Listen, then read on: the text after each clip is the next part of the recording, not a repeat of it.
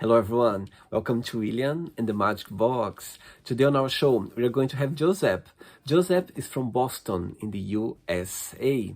So let's see what Joseph has to say. Enjoy the interview. Hello. Hi, Hello, Joseph. How are you? I'm well. Thank you for asking. How are you? Very well. Thanks so much for taking the time today for the interview. Thank you.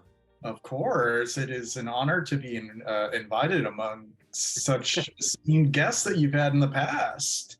I know so many people. My goodness, such interesting people around the globe. A lot. Sure, for sure. So how's your morning going so far? Your day? Not bad. I'm still nursing my coffee here. I picked some Starbucks to go, so I'm just sipping on that. Which coffee are you drinking? Oh, it's just a Pike Place. It's a bold roast that Starbucks has. So I like my coffee bold to match my bold personality. Do you consider yourself to be more a day or night person? I would say more a day person at this point in my life. When I was younger, I was more a night person. I used to be a DJ Oh, for wow. 10 years. Yeah. 10 years. Amazing. And what do you do for a living right now? I actually work in operations management for a public assistance program that is offered by the Commonwealth of Massachusetts for disabled, aged, and blind people. Wow. So tell me a little bit more about your job. Well, it is a mission statement that I can finally stand behind. I used to work in the corporate sector, and that is a completely different environment, if you can imagine, than working for the state. Mhm. And we serve a vulnerable population that needs extra income because it's very difficult, especially in these days, with high inflation and things being as expensive as it is. It feels good to serve the community. So yes, so operations management just means overseeing the administrative process of the program and all that sort of stuff. And I believe you are based in Boston. I am based outside of Boston. That is correct. I know one of your previous interviewees, Christian Mady, from Boston as well. Ah, okay. Yes, I had a few guests actually on the show from Boston. It's been a few people. And that's the place where you were born and raised or not? In fact, yes, I was born in Boston Mhm. in a hospital called St. Margaret's, Wow. which is now long gone. And I was raised in the southeastern part of Massachusetts, been here my whole life.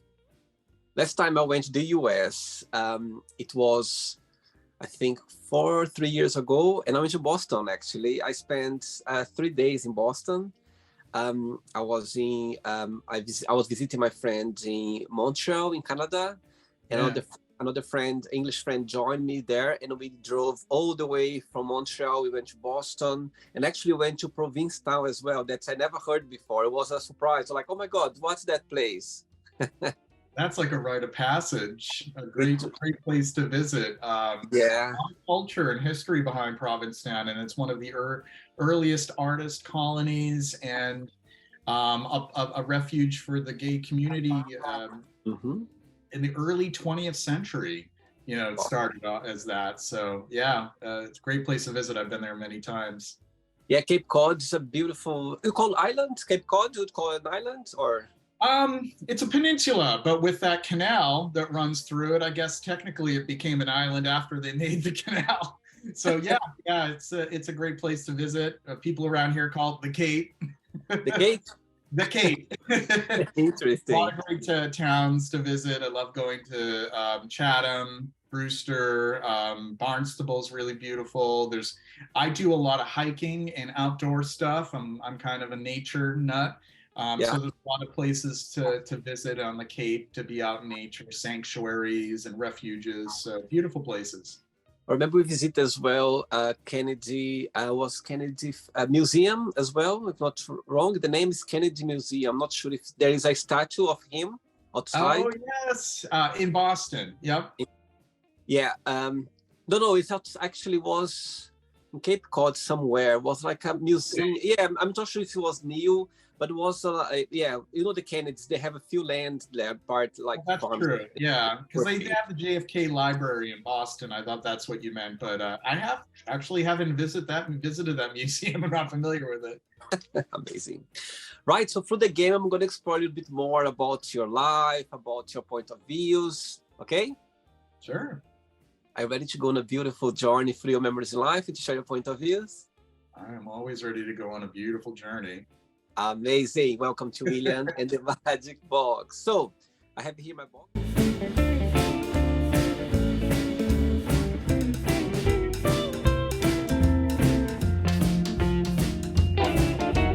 Fun questions. Just gonna play a song now, just for us to relax a bit before the first question. Okay? Sure. I'm good at doing that. Let's do it. Okay, Joseph, before we start the game, during the journey, if it comes up a question that you don't want to talk about for some reason, you don't want to answer, always can change, okay? Okay. Am I saying your name right, Joseph? Joseph, yes. Joseph, perfect. First question for you is, what is the nicest thing a family member has ever done for you? Oh, good question. And the nicest thing a family member ever did for me. Wow, that's a challenging one. You know, honestly, I would have to say my father, for encouraging me to be inquisitive and curious as a child. You know, he was always really encouraging as far as like exploring different sorts of hobbies and interests. Yeah, I would say it's my dad. You know, he saw that I was fascinated with maps as a child, so he would buy me different maps so that I could study them. And Wow. he also knew that I was fascinated with airplanes, so he bought me a book all about airplanes and airlines and all that sort of stuff. So he was really tapped into what I was interested in and receptive to it. And I think that having a parent who is tuned into a child like that, that's a priceless thing. So I'm really grateful to my dad for that kind of positive influence when I was a child. Do you have siblings as well? I do have siblings. Yeah, I have 4 siblings. Wow, big family. It is a big family. Yeah. You are the youngest, the oldest, in the middle? I'm in the middle. I'm in the middle. Yeah. Okay. Next question. Let's do it. Hey, Joseph. Next question is, which season of the year you feel more connected with and why? Well, it would be a toss between the springtime and autumn. So I know I probably have to choose one. So I think that autumn edges out spring just a tiny bit because I love both.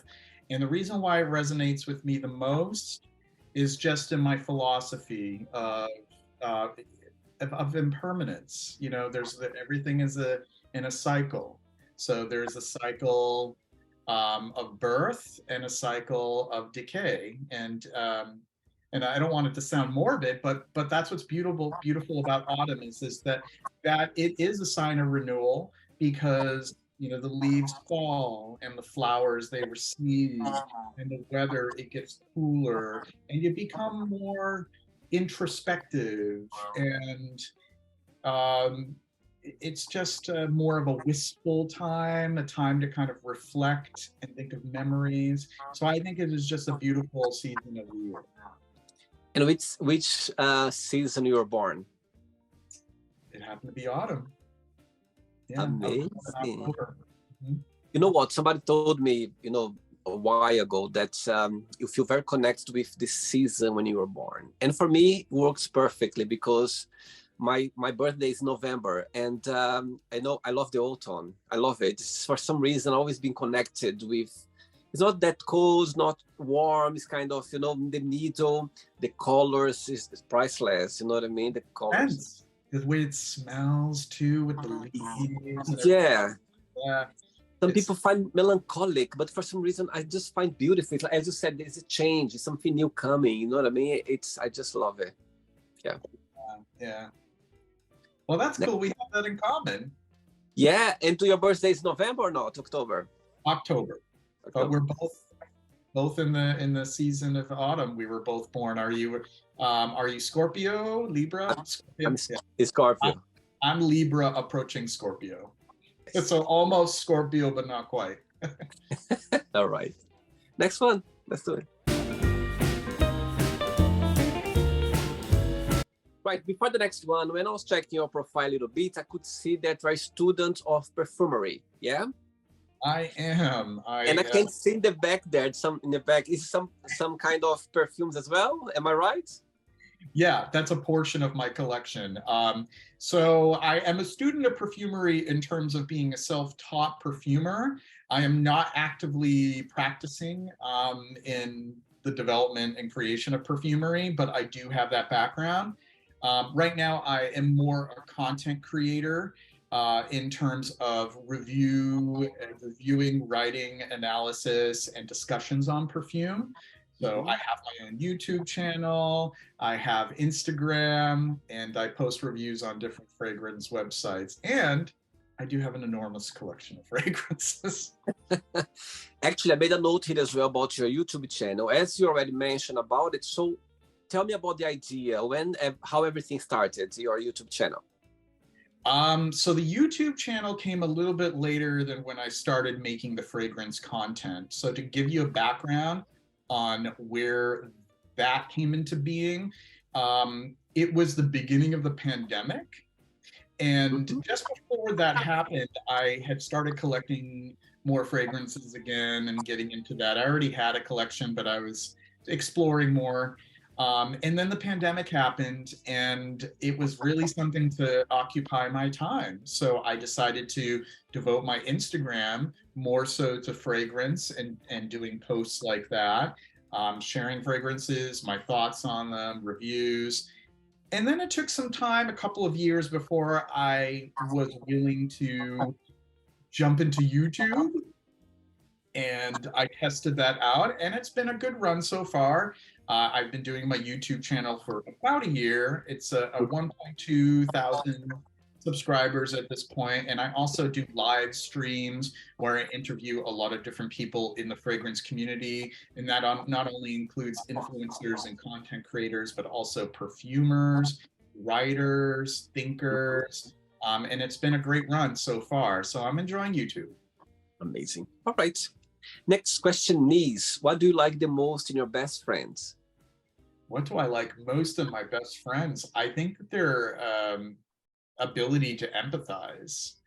I really value the friendships that I have where they are good listeners, and they not only like to talk about themselves, but they also like to listen. And there is a very balanced exchange where I can rely on them to talk about things, you know, that I'm going through in my life, and they can also talk to me, and I listen with an open heart and empathize with them. And I think that's a really important part of friendships.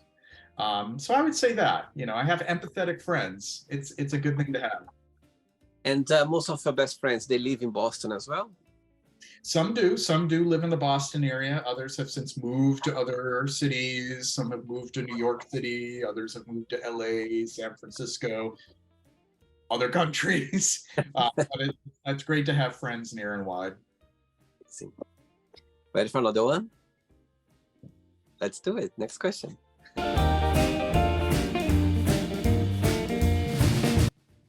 Right. Next question is, if you could go back in time in one moment or memory in your life, what that would be and why?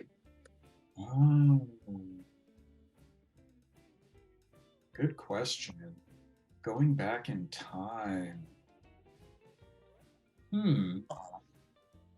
I think that I would go back to childhood. I'd go back to being 7 years old. 7. Wow. And why 7?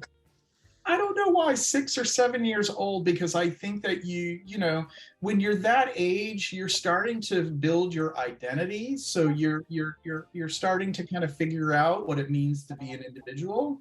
And it's just the biggest point in childhood where you're creative and you're imaginative and you're unfettered by all of the concerns of being an adolescent or an adult. You have all of that freedom to just be curious and imaginative. And that would be a great thing to revisit is childhood. I don't know if I want to stay there for forever, but to revisit it would be great. Tell me the best memory of your childhood when you go back in time and you go like, you know what, that moment's always gonna have a special place in my heart. Oh God. So a memory from my childhood. So I would say pretty early on around that time. So I was actually in a car accident. It was a pretty difficult. It was. I almost was lost in this car accident. It was really a bad one. But even though that was a traumatic memory, the good memories had come from the fact that I had so much love and support around me, from family members, and from the people in the hospital who were so kind and so attentive and nurturing. So I kind of like doing this. I like putting a positive spin on something that would otherwise be perceived as a negative in your past.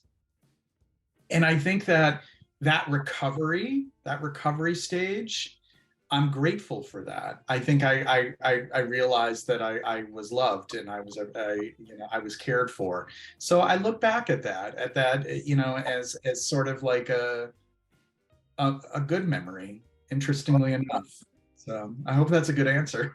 No, I love it. I was thinking now, my goodness, I love your answer because, as you mentioned, it was a tragic moment, but at the same time, well, you took the positive side of it. You kind of, you saw afterwards, you know what I mean? The love and the caring and the whole attention regarding that. That's when you could feel the real love, the real attention, the real caring. It's interesting. I like that, actually. Yeah.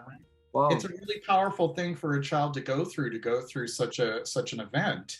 So to have that perspective afterwards, that was really meaningful to me.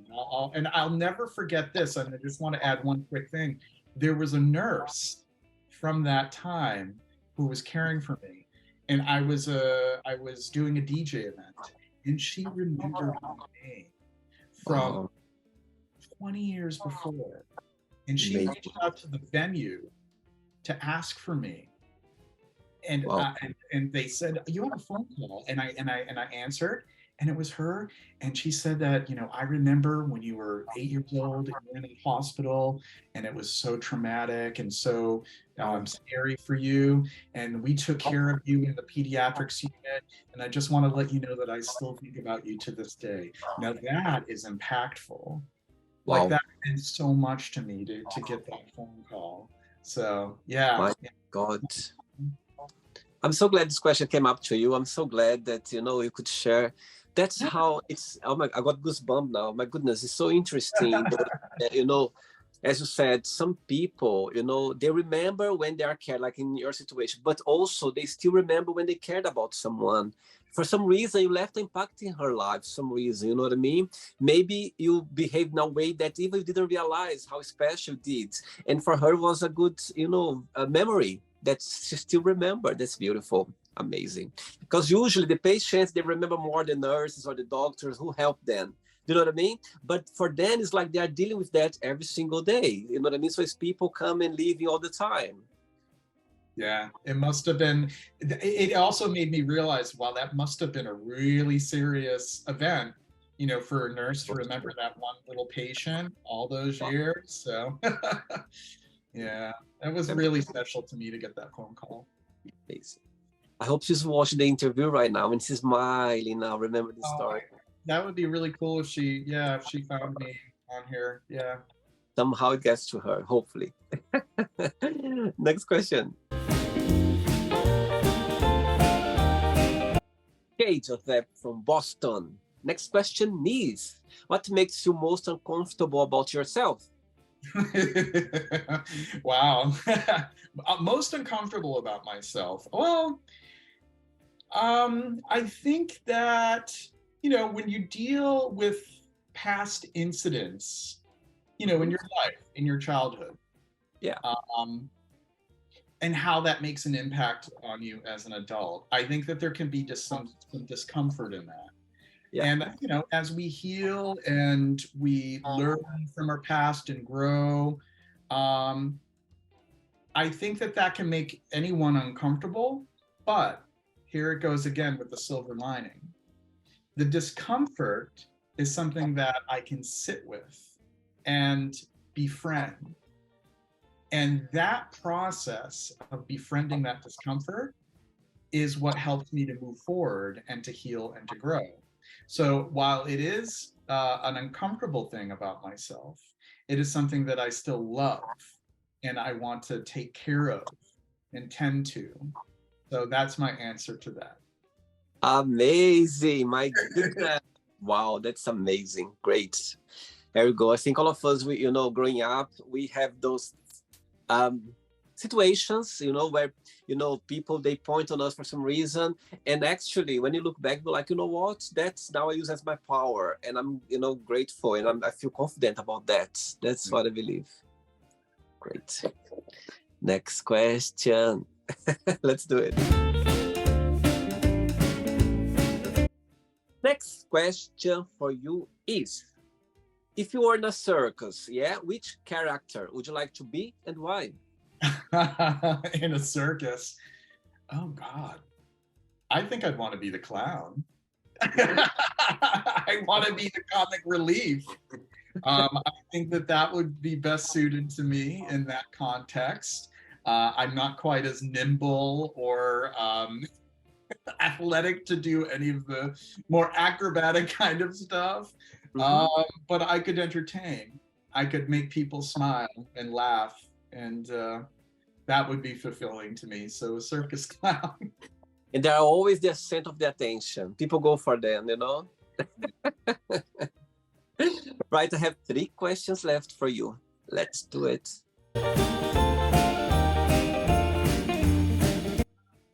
Before the next one, tell me a little bit about your career as a DJ. You said you're 10 years working as a DJ. Wow. Yeah, it was 10 years as a DJ. It was a good run. I started about 2003. I was already a record collector and a music nerd, and I wanted to just play records, vinyl records, for a live audience so they could dance to the music or just enjoy listening to it. And it evolved. I learned how to beat matching so that one track seamlessly transitions into another. And I got into more forms of music. Like I started off with sort of like danceable indie music and post-punk and new wave, no wave, all of these underground kinds of musics. And then I started to gain more of appreciation for disco and funk and all the whole history of dance music, house music, you name it. And that's where my run in DJing started to flourish, started to do a lot of gigs. I was actually part of this residency that we call Foxy. It was with 2 other DJs, and it was for a gay crowd. This was back when I could get away with wearing no shirt while playing. And it was, it was fun, it was sexy, it was exciting, but most of all, we were able to play music that wasn't necessarily all pop and mainstream. So people were becoming enthusiastic to music that they were less familiar with, which I think was really exciting. And I decided in 2013 to hang up my hat and retire. So I slowly, moved away from it.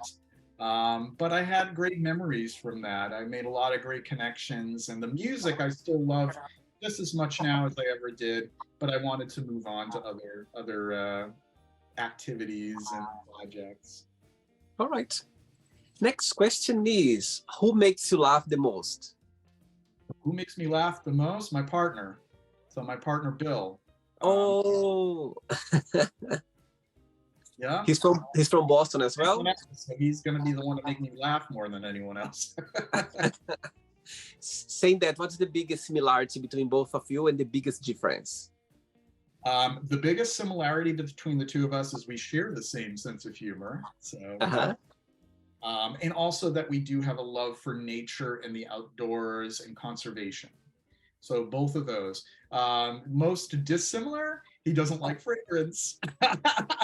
Oh my God. Yeah, he doesn't really like it. I mean, he doesn't hate it, but he's less tolerant of it. So he doesn't wear it. I don't wear too much of it around him. So I work in a separate space when I wear more fragrance. Like I have like a workspace. Wow. This is where I work from home because I work from home full time as well. But yeah, it's kind of funny, like my biggest hobby. Yeah, and he's not into it, but we work around it. When you love somebody and you really connected with someone, if there are dissimilarities, you work around it, and you know, we have a good system so that it doesn't really interfere with him. And yeah, it's kind of funny though. But we have a lot of other commonalities to balance it out. And that's what the beauty of a relationship, when you accommodate, you know, the relationship to go forward, move forward, you know what I mean? Yeah. And how long?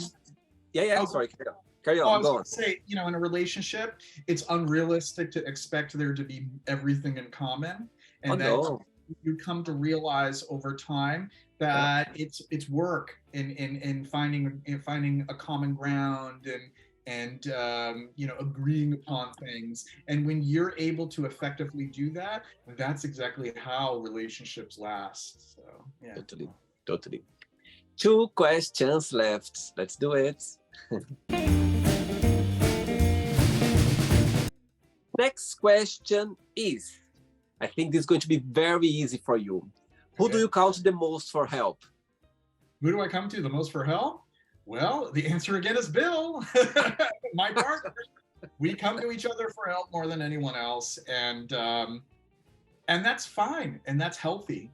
You know, relationships should not be about codependency, about being too dependent on each other, but it is okay and it's natural for that person to be the first person that you go for help.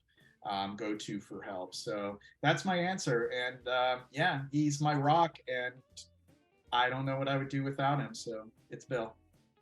And he's from Boston as well? Yes. Boston. Ready for the last one? Last question, Joseph. Let's do it.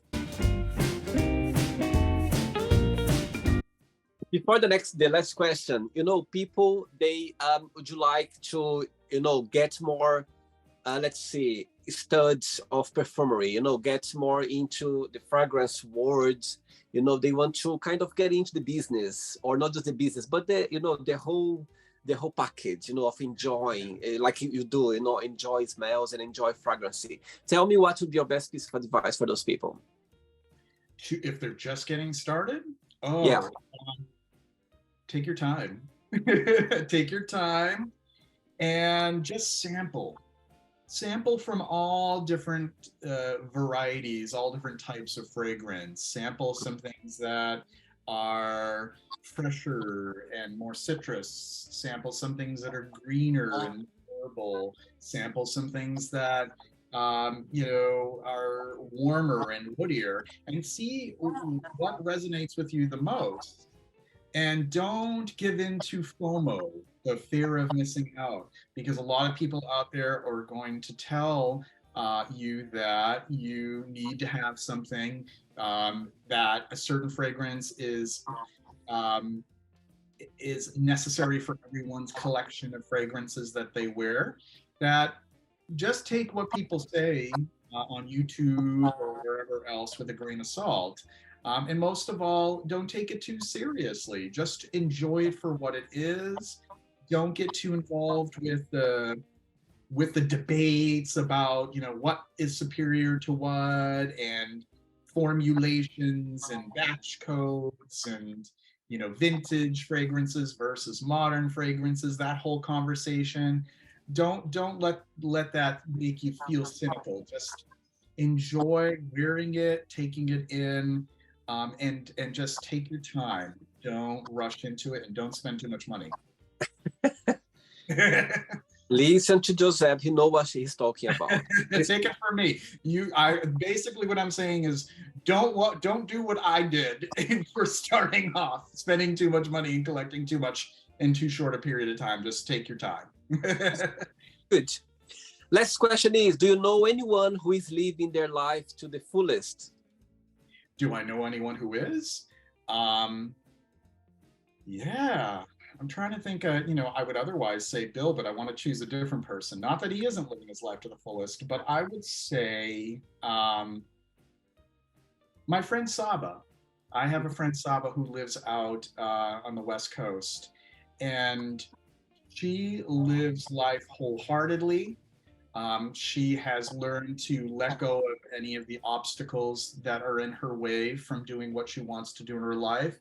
And that even means maybe family members or people who come into her life that may get in the way, because that can happen. Like we want to think that family and friends and relationships are always going to be a positive thing, but being able to identify when it's the right time to distance yourself. She has made those decisions so that she puts herself first, and I don't think there's anything wrong with that. We have to put ourselves first before we can fully and completely love others around us. So she's been an inspiration in that respect. So I would say it's my friends. Very good. So then, yet, let's play now the word association game. I'm going to give away some words. Just tell one word that comes to your mind. Quick thinking, okay? Look at you getting ready. I'm ready as I'll ever be. So, I hope you are enjoying the interview.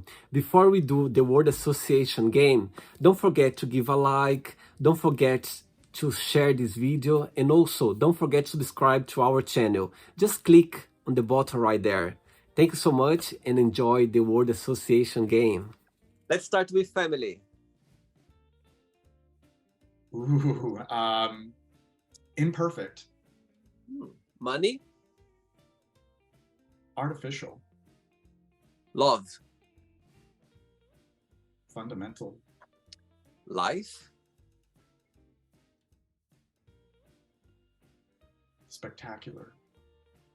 Sex. Oh, the hesitation. I know this is probably going to sound funny as much as I love it, but it's overrated. As what? Overrated. Okay. It's great, but it isn't everything. Overrated. Interesting. Politics. Challenging.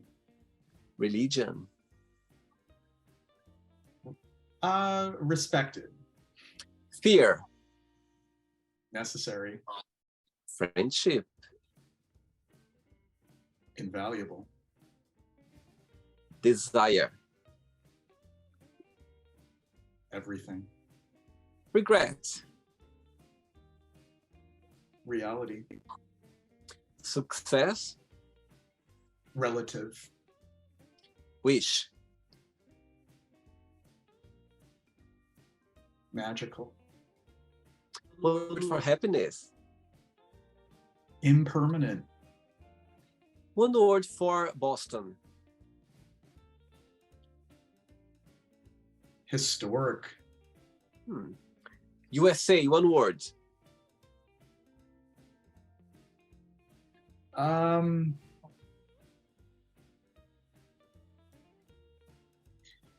Ooh, that's a tough one because I keep wanting to say two words. It's okay. You can say two. I want to say a word. Here I am, like now finally, that's the tough one because I don't want to say a word that's negative, but I want to kind of reflect a word that reflects where we are right now. Crisis. One word for fragrances. Sorry? Oh, I was just saying, I know that is an ooh word for the other one. For fragrances, stimulating. One word for DJ. Debaucherous. This word, wow, amazing. Debaucherous, a lot of fun. I mean, if you want to get back to sex, that was involved with it. So I think it's debaucherous. They're all connected. Yeah. And the last one, if you could define your YouTube channel in one word, what that would be? Enlightening. At least I hope. Amazing. Amazing. Let's pretend now I'm going to meet your partner, Bill, for a coffee, and I'm going to ask him, what is the most beautiful thing about Joseph, and what's something that he still needs to work on, to improve on? What he would say? The most beautiful thing is my passion for what I love and how I put my all into it. I would think that he would say that. What I need to work on more is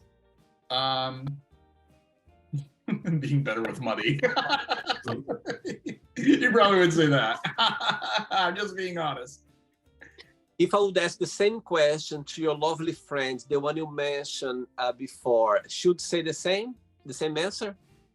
We'll say yes. Yeah. All right. Let's play now, Joseph, in the magic box, and you can ask me a question. But before you ask me the question, what's your favorite fragrance? Ooh, I can't choose a fragrance, but I can't choose just one favorite. It's impossible. When you get to the level where I'm at, it's like choosing a child. It's like I can't do it. But I'll choose a favorite of mine. Olitza Legrand, Chypre Mousse. Ooh. Yes, Chypre Mousse. And what is about that you like a lot? What is the smell or the tell me a little bit about it that connects with you? So Chypre Mousse is based on a classic Chypre structure. And a Chypre in fragrance is one where it starts off with a citrus, it dries into florals and woods, and then the base would be labdanum, oak moss. So it's mossy, woody, resinous, earthy. With Chypre Mousse, it is so evocative of the woods and the outdoors and everything that comes with it, like pine needles, mushrooms, ferns, tree sap. It just smells so of the outdoors, of nature, that it just really resonates with me, and it holds a very special place in my heart. Amazing. You can ask me a question now, Joseph. Yeah, so my question for you is, if you could talk to a younger version of yourself, what would you say? Good question. Good question. Okay. The first thing that comes to my mind now is, if I would talk to my younger self, I would touch his shoulder and I'll tell him, William, you know what? You're going to have a lot of great times in your life. You're going to go through a lot of, amazing experiences. Life is going to teach you a lot. You're going to go through a lot of beautiful moments, moments that you're going to call memories. That's always going to have a great place in your heart. At the same time as well, you're going to go through a lot of tough times that you think you are the only one facing. You're going to think that you are the only one in the world, facing the situation. You're going to feel down. You're going to feel that there's no tomorrow. There's no more any reason for anything. You're going to feel really down, really, really down. But both of them, yeah, they're going to pass somehow. The time when you are, cheering up, you're feeling the happiest, enjoy, because one moment is going to go away for some time. And when you feel down as well, that you feel like there's no, ways of sorting things out, it's going to pass as well. So I would say, you know what, enjoy the moment, enjoy the ride, because it's like a roller coaster. It's going to go up and down, and enjoy each moment, because both of them, there is a message behind. As you mentioned about your accident as well. And there's always a message behind. Sometimes you're not going to see straight away, but in the future, you're going to go like, now I understand why I went through that, or why that situation happened to me. Or maybe you're never going to realize, but somehow you're going to naturally, your personality, the way you live, or you're going to understand that it meant to happen for some reason. Yeah. So enjoy the moment, because when you are very happy, somehow you are learning something as well. But because you are so happy and distracted, you're not going to see there. But when you are going through a down moment, that is a powerful moment to be, because that's when you are in a place where you're going to learn something, and maybe the message is going to come quicker, because you just want to go out of that moment or period. You just want to go away. And that's how the learning process goes a bit faster. My God, I never thought about that, actually, what I'm saying right now. You inspire me to think. You inspire me right now, Joseph. I've been asked that myself, and it's really illuminates a lot. And I love your answer. The present is sublime. Totally. The past is where it is. It's not here now. The future, it doesn't exist yet. The present is sublime, and drink it all in. It's totally. It's a gift. I think the present, it's a gift that sometimes you take for child. You don't realize how powerful it is to be in the moment, the present. But saying that, I know sometimes the world we live right now, we are so busy that sometimes we forget. But it's good sometimes to watch yourself and enjoy, you know what I mean? Even though if you are down for some reason, enjoy that moment. Enjoy. Go like, you know what? I'm feeling down right now. Why not? I'm feeling down. I'm feeling sad. Let me get myself alone. Let me put some melancholic music. Let me call a friend. Let me cry. You know what I mean? Let me do something about it. But enjoy it, and understand that. I know it sounds weird. Enjoy that powerful moment that's happening to you right now. Not easy. I know it's not easy most of the time, because depending circumstances can be really hurtful. But again, try to be conscious that it shall pass. And one point things gonna get better, and you're gonna go and you're gonna come back again. That feeling maybe soft or the different way, but you're gonna go back again somehow. And that's the beauty of life. It's about learning. It's a learning process, because you need to go through both to learn, to grow, to become a better person, to understand life more. And that is the reason why, when you asked me the one word for happy, I chose impermanent. Because as long as we accept that happiness is not permanent, we treasure it more. We value it more. Yes. We understand that its intrinsic value isn't the same without sadness, without moments of pain and suffering. Because that balance is what shapes it and what makes it as beautiful as it is. And life is about these ups and downs. And if we accept that and not resist it, our happiness is that much more bright and rich. Yeah. We value more the happiness, value more the moment. There are more value on that. So that's what I say to myself at a young age. You know what? Go for it. Just go for it. And understand that everything shall pass for some reason, and everything's going to be up and down and roller coaster. You're going to feel lost, you're going to feel present, and you're going to go. But enjoy every ride, for sure. Wonderful answer. Joseph, did you enjoy the interview? I did. I have a quote as well, if you wanted me to share. Yes, I was about to ask. First of all, thanks so much for taking the time for the interview today. Thanks for to bring you. Actually, you are the first person that I have on the show that is a student of perfumery. And when I saw it, I was like, oh my God, I need to ask him about that, because I never talked to anyone regarding that. So I do have a quote. This is from a Buddhist nun by the name of Pema Chodron. And the quote from her is, "Fear is a natural reaction to moving closer to the truth." There we go. Amazing. That theme of fear, we see fear as the enemy, but fear is our body's way of protecting us. We feel that Totally. fear. We don't have to reject it. We don't have to resist it. We lean into it. It can open up the truths. Absolutely. And it's a great feeling. You feel fear, you feel this butterflies, like, oh my God, that's the right thing. You know what I mean? It's amazing. But it's part of the beauty of life. Totally, totally. Thanks so much, Joseph. Regards to your partner, and you keep in touch, okay? It was a pleasure. Take care. Course. Take care, William. Take care. Bye-bye. Bye. So, did you like the show?